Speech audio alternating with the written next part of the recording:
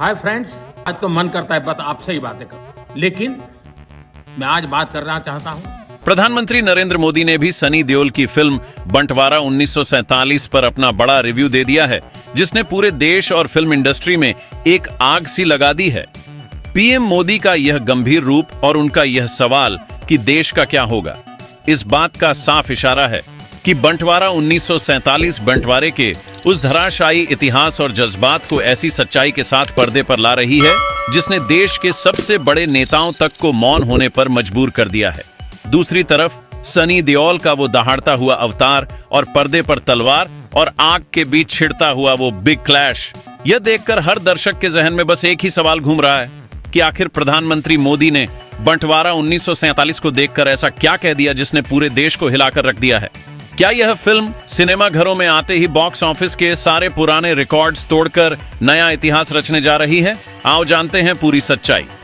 बंटवारा 1947 को लेकर इस वक्त पूरे फिल्म मार्केट और बॉक्स ऑफिस पर एक ऐसी आंधी आई हुई है जिसे देखकर ट्रेड एक्सपर्ट्स भी हैरान हैं। 14 अगस्त 2026 को इंडिपेंडेंस डे के मौके पर जब यह फिल्म थिएटर्स में आएगी, तब तक इसका क्रेज और मैडनेस सारे पुराने रिकॉर्ड्स तोड़ चुका होगा। सिनेमा घरों के मालिक और सिंगल स्क्रीन एग्जीबिटर्स का कहना है कि सनी देओल की दहाड़ और राजकुमार संतोषी के डायरेक्शन का यह कॉम्बो बॉक्स ऑफिस पर इतिहास रचने के लिए पूरी तरह तैयार है। सबसे बड़ी न्यूज अपडेट यह है कि central board of film certification (CBFC) ने बिना किसी सिंगल कट के बंटवारा 1947 को पास करके ए सर्टिफिकेट दे दिया है। बोर्ड मेंबर्स ने स्क्रीनिंग के बाद कहा कि पार्टीशन के दौरान आम लोगों के दर्द और रिश्तों की सच्चाई को जिस ईमानदारी से पर्दे पर उतारा गया है, वो हर एक दर्शक की आंखें नम कर देगा।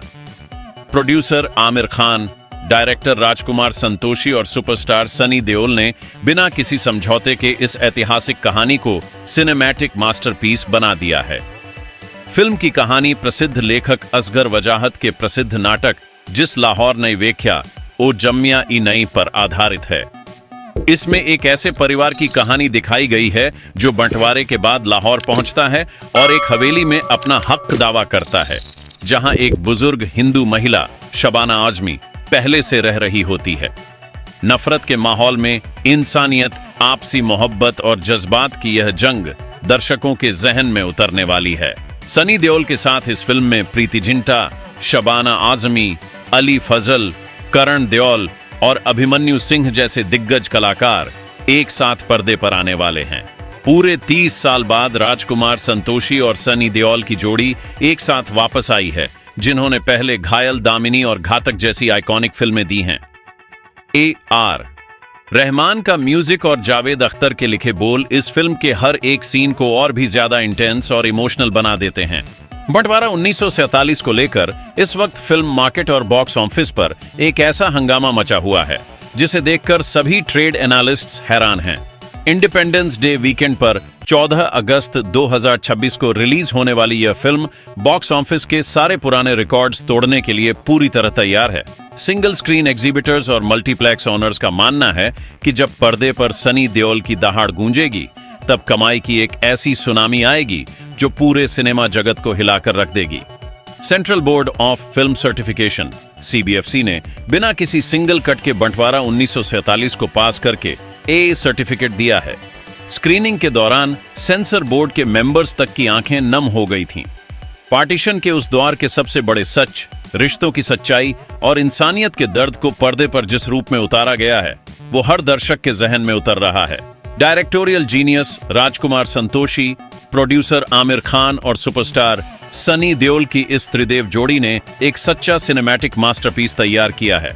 इस फिल्म की कहानी प्रसिद्ध लेखक असगर वजाहत के नाटक जिस लाहौर नई वेख्या ओ जम्मिया ई नई पर आधारित है।